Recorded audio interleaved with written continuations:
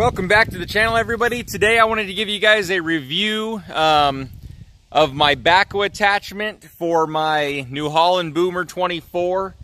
So I've got a few videos I just want to go through and do some attachment reviews on some of this stuff. So the last one I did was the wood chipper. Still got mounted up here. Got a new pile of stuff that I just chipped up, and it needs rototilled in. So the next one will be the review on the rototiller. So the backhoe is one of the more debatable attachments. It's one of the more complicated ones to justify. So this one was $9,500 with the tractor.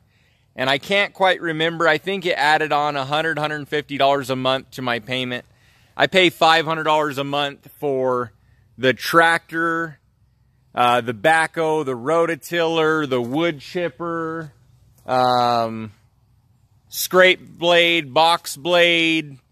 I've got all kinds of attachments. I just bought everything straight from the dealer and added it onto my loan at the 1.9% interest, and I pay $500 a month for everything.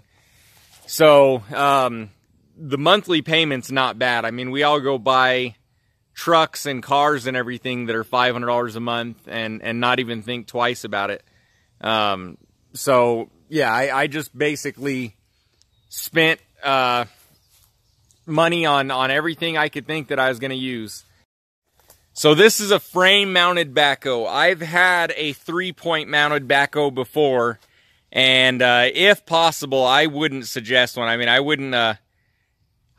wouldn't use one if I could get away with having a frame mounted system.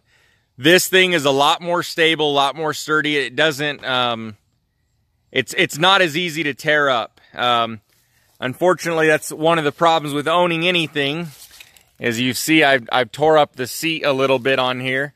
Got into that, and that's one of the things that sucks about owning really anything, but especially stuff that is hard to justify. So that's, I haven't even looked at the price, but I'll bet that's at least a $200 seat. And then it'll be a few months out. It's still usable. I haven't replaced it yet, but it just sucks tearing stuff up because you can go rent an Excavator for $200 for the day. But who knows what they would do if you tore up their seat. I'm assuming they would charge your credit card and make you replace it anyways. And then also, I didn't store this thing properly. I think you're supposed to put a block under here. I haven't used it in a while. So usually it'll stay level for several months, and then eventually it bleeds down and kicks this up, but not a big deal. I'll come in here and press down with the tractor and put a block under here and try to get this thing loaded. It's a little bit difficult to load, but not bad. I mean, especially compared to something like a 3-point, this is a lot easier to load. So let me get this loaded up. I guess on this review, we'll throw in another attachment, which is the quick attach to 3-point. So I've got the quick attach on the front of my tractor. I can come pick this thing up, and you could see it's right now I've got the ball hitch so I can move trailers around, and that's just so when I need to do things. I've got the wood chipper on the back of the tractor right now. So I'll put the 3-point to the quick attach to the 3-point, and I could come move this rototiller out of the way, give myself some room to work. I'll move my scrape blade out of the way, and then I've got the bucket on the other side, so I can just use the normal one to move that stuff. So I'll show you how that works. That's another good attachment. That was about 300 bucks. I also don't use it very often at all, but when I do need it, it's super useful. Especially, you know, the scrape blade stuff isn't that bad to move, but I can take this and put it up on a shelf, put it up on the trailer, put it in the back of the truck, because the rototiller is one of the harder attachments to move around. So let me get set up, and I'll I'll start moving some of this stuff around.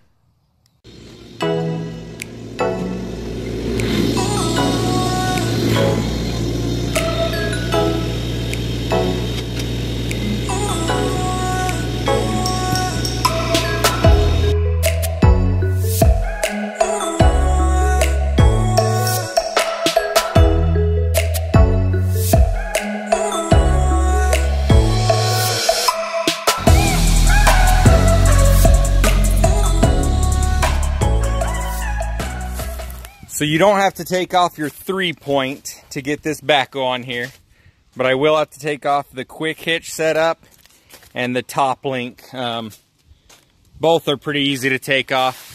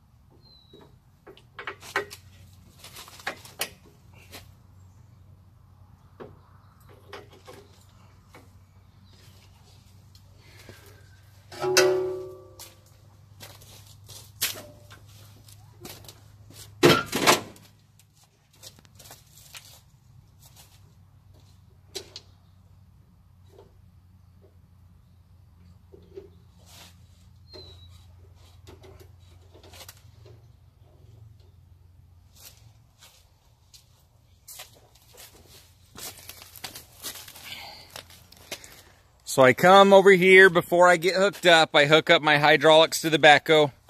On this particular tractor, you have to switch the PTO hydraulics with the backhoe hydraulics.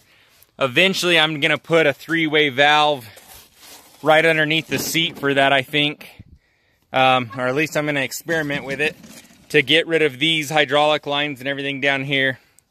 So 3-point, I'll lower down out of the way. It's going to go down under here and just hang down there. So now I'll bring the hydraulics up and meet the these pins with this frame here. So I'll tilt it forward so the front will be down. And then after that, I lower all the pressure on and the front will rock right into these pins here.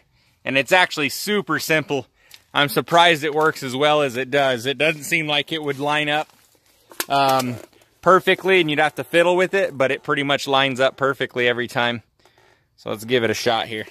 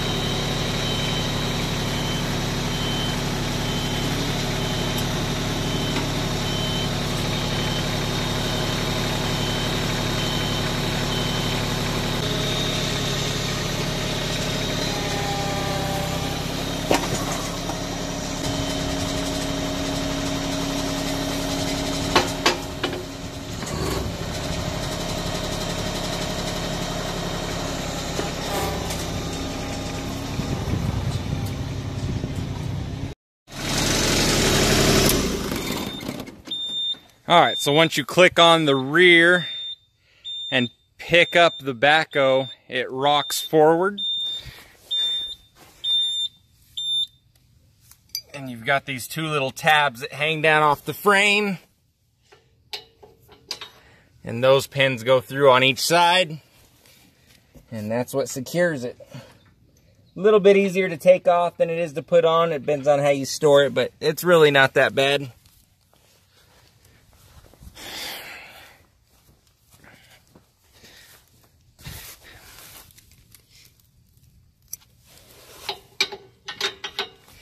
So they line up pretty good every time.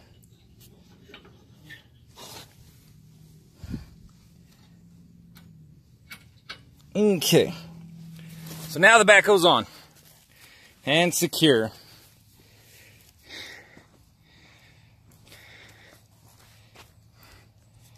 So now the debate is whether it's worth owning one or just rent one every time you want to use one. So, and excavators are a lot more powerful and a lot better for the job. These things are on a tractor this small. I've never used one on a bigger tractor, but on a tractor this small, these things are pretty lightweight. Luckily for me, the ground that I live on is pretty easy to dig in. So my reason for that is to go rent one, you have to have a specific job. You have to be doing something. So say you're gonna dig an irrigation line across the yard. So at a certain rate, it's gonna be smarter to rent a trencher if you're gonna be doing a big job. But say for instance, you just have this, it's leaking and you need to dig down. You're not gonna wanna go rent an excavator for something that a shovel can do and, you know, and it's not too bad of a job. But you have a backhoe, here, it's not a big deal, you're gonna use it. So another thing, say you have a job pop up at night, over the weekend or whatever, the backhoe's here. You're not gonna wanna go rent an excavator. So for instance, these little elm trees right here that grow up. So shovel will do it no problem, but I could put the backhoe on, I can go dig up all the little seedlings around the yard. If I am sitting around the house and decide I want to go do some work, I can go dig some things. There's a lot of, it's more of a convenience to own. And if I'm lucky, this thing will last 10 or 15 or 20 years. And the, you know, $9,500 spread out over that time's not that bad. I've done a few jobs. I've dug 1,000 feet of irrigation line with this thing, but I did it at night. So after work, I was coming home, dig a little bit, and it took me a week or two, hour here and an hour there. So a trencher was a lot better for that job, but I didn't have a day where I could just go rent a trencher, get it done, get it over with. And so I was coming home from work and I would dig a hole, start digging a trench a little bit at a time, and do that.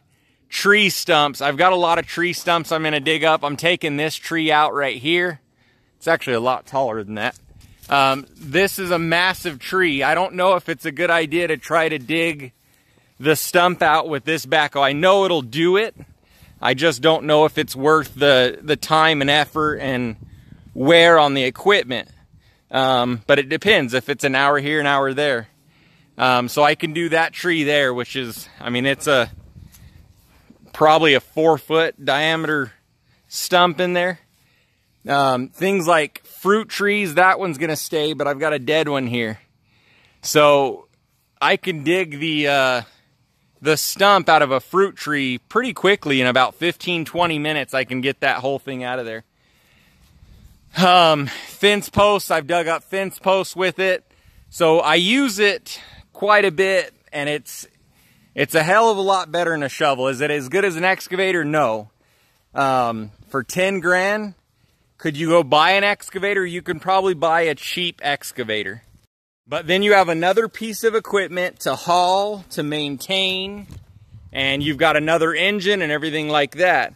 I'm a mechanic. That's what I do for a living. And I don't want to maintain other pieces of equipment. Excavators are expensive.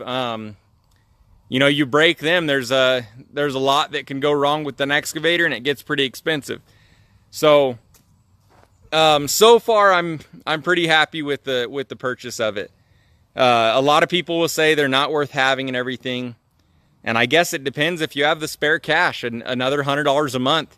You got to remember, we're paying $200 a month for these smartphones these days, and $500, $1,000, $1,500 for car payments, $100 for internet. So there's a lot of things. $100 isn't really that expensive these days if you got it.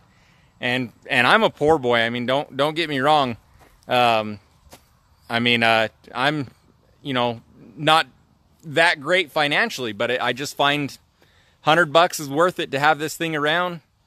We're going to build a house. I think it'll help a lot during the house process. I might still end up renting an excavator for a lot of it, but there's just having this thing around is really nice. So let's see, I'll dig a little bit of a hole. I'll tear up some of these elm trees, and then we'll see. I'll dig a trench. We'll do a quick little thing on how far down it can go and how well it digs. So let me set up for that, and let's see how we do. So there's, after a few minutes of digging, a little bit more than 5, a little bit less than 10 minutes. Let's see how deep we got it. Oh.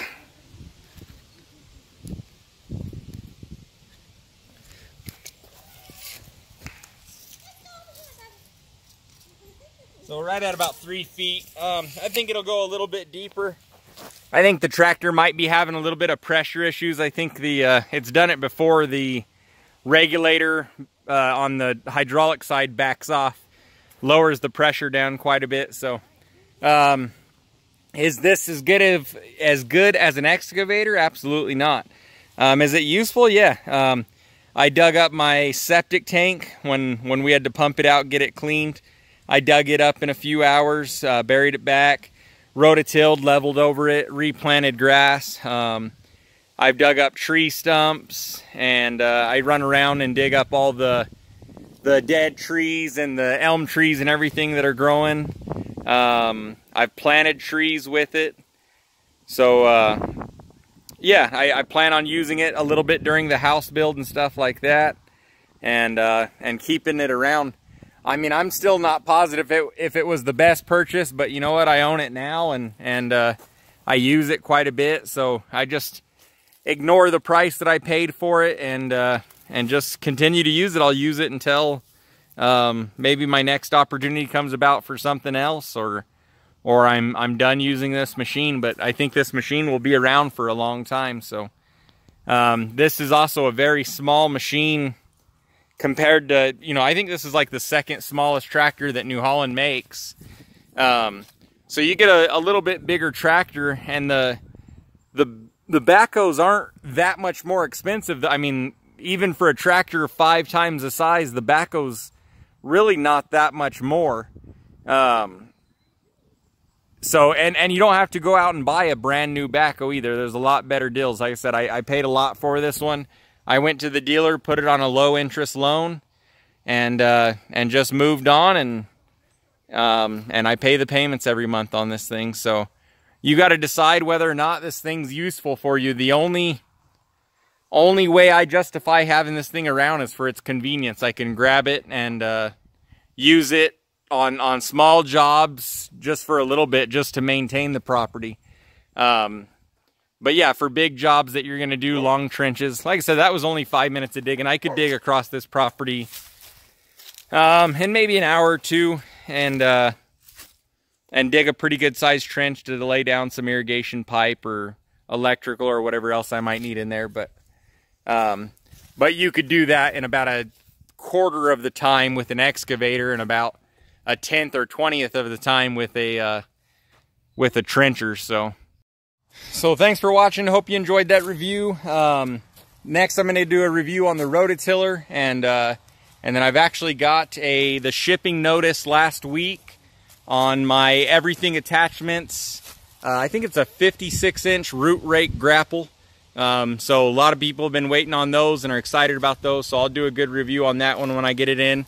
I got to install my WR Long 3-point kit. I'll do a little bit of a video on that and show some work with the grapples. So stay tuned. Thanks for watching. We'll see you next time.